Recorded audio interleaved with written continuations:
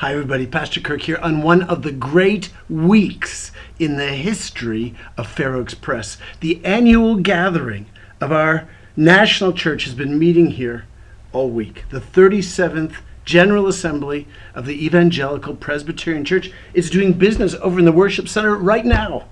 And they're about 2.5 hours from adjourning. Look, here's my commissioner badge.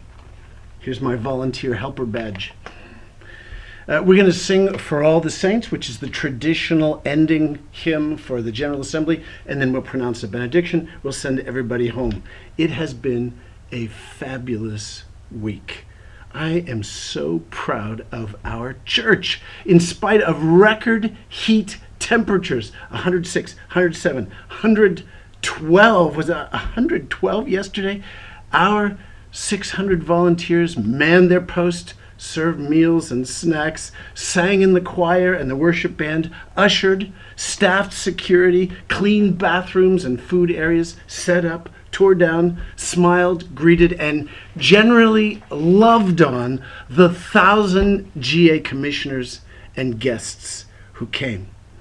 All week long, I got credit for the overwhelmingly hospitable welcome that these out-of-town EPC folks received from our folks, from you.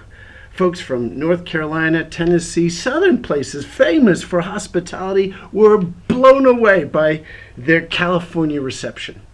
Certainly the warmest reception ever.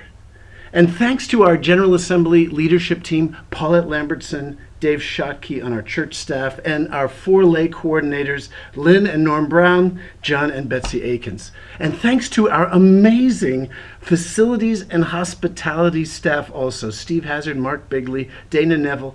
They were working from sunrise to close to midnight every day, cleaning, resetting, replenishing. So thanks, church, for all you, by the way, who donated your pop-ups, your pop-up tents, your shade umbrellas for the week. It made a huge difference on that church plaza. Funny, this was a record warm week for Sacramento, but I never heard a single guest complain about the heat. I think they were distracted by the hospitality. And it's weird the amount of hot coffee people drank, pots and potfuls.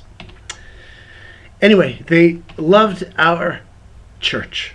The beautiful, open, bright, cheerful patio, the wonderful facilities, each of our main buildings, the worship center, the family life center, the kids and youth building. You know, many of the EPC's 600 churches are small. They can only dream of resources like those God has blessed us with.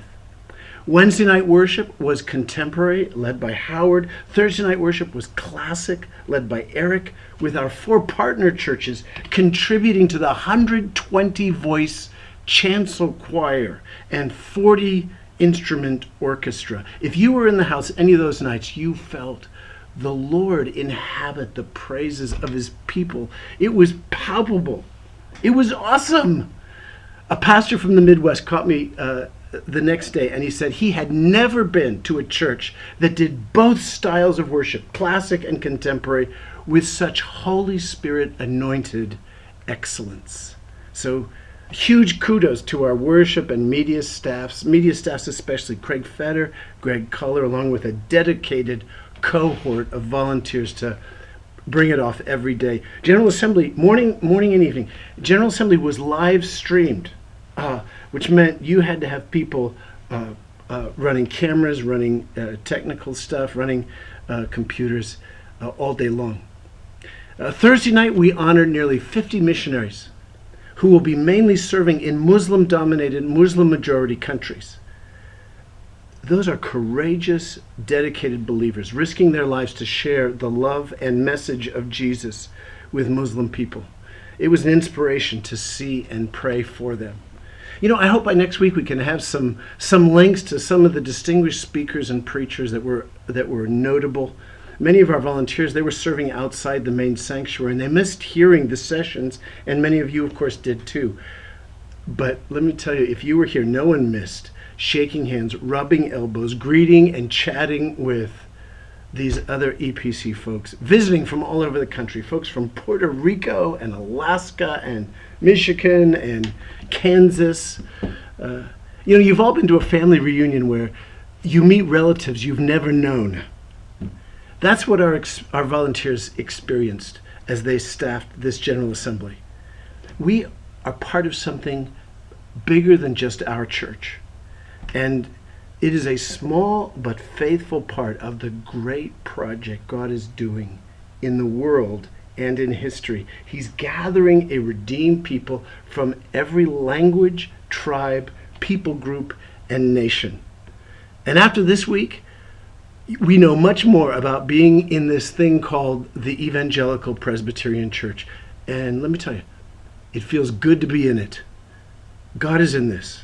God is blessing this. And I know he is so proud of the warm welcome that our church extended to everybody to make it such a great week. Anyway, hey, Sunday's coming. Rest up, everybody, and I'll see you in church.